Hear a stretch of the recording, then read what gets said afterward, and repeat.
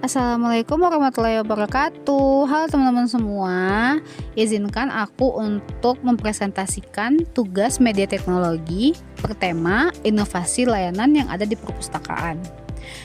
Sebelumnya, perkenalkan, nama aku Mutia Medita Afrinanda. Aku berasal dari program studi S1 Ilmu Perpustakaan. Nah, di sini kita akan membahas tentang pergeseran paradigma perpustakaan dari perpustakaan zaman dahulu ke zaman yang modern kayak sekarang ini. Perpustakaan modern bertransformasi secara radikal. Dari sekedar tempat penyimpanan buku dan arsip secara fisik yang sunyi, kini menjadi hubungan kolaboratif yang sangat dinamis. Adopsi infrastruktur digital melahirkan ekosistem belajar yang interaktif yang dimana menempatkan kebutuhan pemustaka generasi Z dan generasi Alpha sebagai prioritas utama layanan. Jadi, kenapa sih perpustakaan itu harus berinovasi? Yang pertama, kita bisa lihat dari pergeseran perilaku pemustaka itu sendiri. Generasi masa kini, generasi milenial, Gen Z, dan Gen Alpha lebih menyukai informasi yang cepat secara digital dan dapat diakses di mana saja dan kapan saja. Lalu kita juga bisa melihat dari disrupsi teknologi. Kehadiran AI, internet yang sangat cepat, e-book gratis bisa menjadi kompetitor yang sangat berat jika perpustakaan masih menjalankan perpustakaannya secara konvensional. Yang ketiga, kita bisa lihat dari perubahan peran. Perpustakaan itu bukan lagi sekedar tempat sunyi untuk membaca, melainkan bisa dijadikan ruang kolaborasi dengan masyarakat umum agar mereka bisa lebih berkreasi dan lebih bisa memanfaatkan perpustakaan secara maksimal. Lalu kita akan berbicara tentang pilar utama inovasi perpustakaan. Yang pertama ada inovasi teknologi, yang kedua ada inovasi ruang fisik, yang ketiga ada inovasi program dan layanan. Dan ini nanti akan aku jelaskan di slide berikutnya. Inovasi teknologi. Pemanfaatan perangkat keras dan lunak terbaru untuk otomatisasi dan kemudahan akses bagi pemustaka yang membutuhkan layanan perpustakaan secara efektif.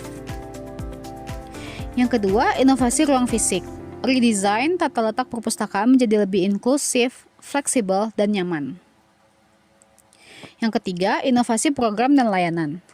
Pembuatan program kreatif yang melibatkan komunitas masyarakat secara umum agar mereka bisa berkreasi dengan perpustakaan yang ada di daerah mereka. Lalu kita akan melihat apa aja sih tren-tren inovasi layanan perpustakaan di zaman modern. Yang pertama itu ada layanan sirkulasi tanpa sentuh. Di sini kita bisa meminjam buku dan mengembalikan buku secara mandiri berbasis teknologi pintar. Jadi kalau misalnya teman-teman berkunjung ke suatu perpustakaan dan di sana ada suatu sistem atau suatu komputer yang bisa melakukan peminjaman pengembalian secara online. Nah, disitulah tren inovasi layanan perpustakaan di zaman modern itu diaplikasikan di zaman sekarang. Yang kedua ada makerspace, menyediakan ruang bagi pemustaka untuk berkreasi dan berkolaborasi dengan komunitas masyarakat secara umum. Lalu ada pustakawan digital. Digital librarian di sini adalah peran pustakawan yang beralih menjadi kurator informasi digital dan konsultan riset online untuk pemustakanya. Lalu kita ada juga di personalisasi layanan, merekomendasikan bahan bacaan berbasis AI sesuai dengan minat pemustaka. Nah, sekarang kita masuk ke contoh penerapan inovasi layanan perpustakaan. Yang pertama, inovasi teknologi berbasis RFID dan IoT. Menggunakan teknologi radio frequency identification untuk proses peminjaman dan pengembalian buku secara mandiri yang sudah diaplikasikan di Perpustakaan Umum Kota Stuttgart, Jerman, dan juga di Perpustakaan Nasional Republik Indonesia. Di Perpustakaan Umum Kota Stuttgart, perpustakaan ini sudah memiliki sistem pengembalian buku otomatis yang bisa diakses 24 jam yang terintegrasi dengan robot penyortir buku.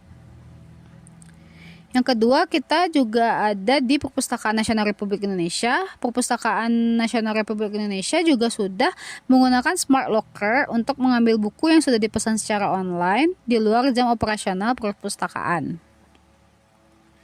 Lalu kita juga ada inovasi di transformasi ruang, makerspace, dan coworking. Perpustakaan sebagai pusat komunitas kreatif harus menyediakan fasilitas selain buku seperti studio, ruang rapat, printer 3D, hingga peralatan untuk menunjang dan memfasilitasi kreativitas warga secara umum. Di sini contohnya ada di perpustakaan Doki di Aarhus, Denmark. Perpustakaan terbesar yang ada di Skandinavia ini menyediakan area bermain anak yang interaktif, studio produksi media, dan ruang kolaborasi yang sangat dinamis.